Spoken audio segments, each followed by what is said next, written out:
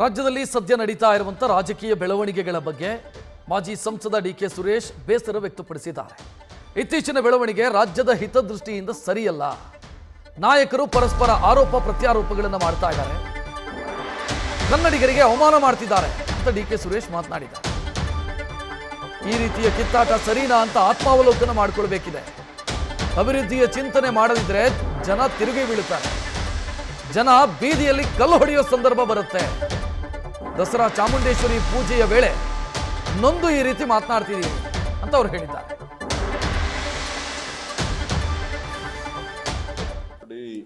ಇತ್ತೀಚಿನ ಬೆಳವಣಿಗೆಗಳು ಬಹುಶಃ ರಾಜ್ಯದ ಹಿತದೃಷ್ಟಿಯಿಂದ ಯಾವುದೂ ಕೂಡ ಒಳ್ಳೆಯ ಬೆಳವಣಿಗೆ ಅಲ್ಲ. ಇವತ್ತು ಜನ ಕಾಂಗ್ರೆಸ್ ಸರ್ಕಾರಕ್ಕೆ ಅವಕಾಶ ಮಾಡಿಕೊಟ್ಟಿರ್ತಕ್ಕಂಥದ್ದು ಇರ್ಬೋದು, ಈ ದೇಶದಲ್ಲಿ ಮತ್ತೊಮ್ಮೆ ಭಾರತೀಯ ಜನತಾ ಪಕ್ಷಕ್ಕೆ NDAಗೆ ಅವಕಾಶ ಮಾಡಿಕೊಟ್ಟಿರ್ತಕ್ಕಂಥದ್ದು ಇರ್ಬೋದು. ಇವರಿಬ್ಬರೂ ಕೂಡ ಈ ದೇಶ ಮತ್ತು ರಾಜ್ಯದ ಅಭಿವೃದ್ಧಿಯನ್ನ ಮಾಡಲಿ ಅಂತ ಹೇಳಿ. ಆದರೆ ಇತ್ತೀಚಿನ ಬೆಳವಣಿಗೆಗಳು ಕೇವಲ ಆಯ್ಕೆಯಾದಂಥ ಎಲ್ಲ ನಾಯಕರುಗಳು ಆರೋಪ ಪ್ರತ್ಯಾರೋಪ ಮತ್ತು ದೂಷಣೆಗಳನ್ನ ಮಾಡ್ತಾ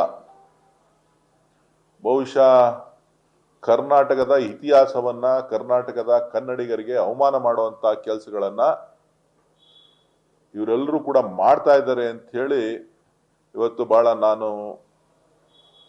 ದಸರಾ ಹಬ್ಬವನ್ನ, ತಾಯಿ ಚಾಮುಂಡೇಶ್ವರಿಯ ಪೂಜೆಯನ್ನು ನಾವು ಮಾಡ್ತಾ ಇರೋಂಥ ಸಂದರ್ಭದಲ್ಲಿ ಬಹಳ ನೊಂದು ನಾನು ಹೇಳಲಿಕ್ಕೆ ಬಯಸ್ತೇನೆ. ಸಾಕಷ್ಟು ಜೀವಂತ ಸಮಸ್ಯೆಗಳಿದೆ. ಆ ಸಮಸ್ಯೆಗಳನ್ನ ಬಗೆಹರಿಸಬೇಕಾಗಿರ್ತಕ್ಕಂಥದ್ದು ರಾಜ್ಯ ಮತ್ತು ಕೇಂದ್ರದ ನಾಯಕರುಗಳ ಮತ್ತು ಅಧಿಕಾರ ನಡೆಸ್ತಾ ಇರ್ತಕ್ಕಂಥವರ ಕರ್ತವ್ಯ.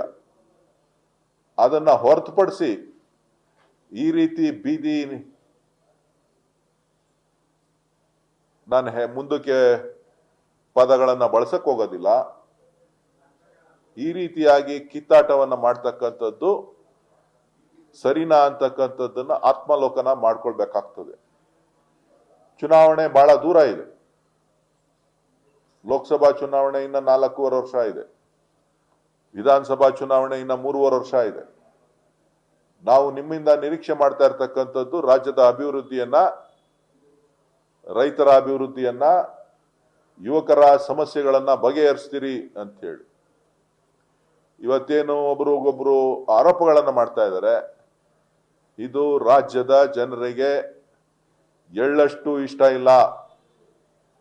ನೀವೇನಾದ್ರೂ ಎಚ್ಚೆತ್ತುಕೊಂಡು ಅಭಿವೃದ್ಧಿಯ ಬಗ್ಗೆ ಚಿಂತನೆ ಮಾಡಲಿಲ್ಲ ಅಂತ ಅಂದ್ರೆ ಬಹುಶಃ ನಿಮ್ಮನ್ನ ಬೀದಿಗಳ ಜನರಿಗೆ ಎಳ್ಳಷ್ಟು ಇಷ್ಟ ಇಲ್ಲ. ನೀವೇನಾದ್ರೂ ಎಚ್ಚೆತ್ತುಕೊಂಡು ಅಭಿವೃದ್ಧಿಯ ಬಗ್ಗೆ ಚಿಂತನೆ ಮಾಡಲಿಲ್ಲ ಅಂತ ಅಂದ್ರೆ ಬಹುಶಃ ನಿಮ್ಮನ್ನ ಬೀದಿಗಳಲ್ಲಿ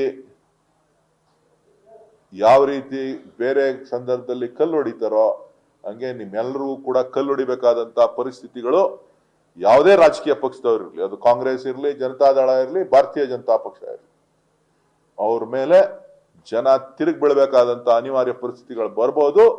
ನಾನು ಎಚ್ಚರಿಕೆಯಿಂದ ಮನವಿಯನ್ನ ಮಾಡ್ತಾ ಇದ್ದೇನೆ.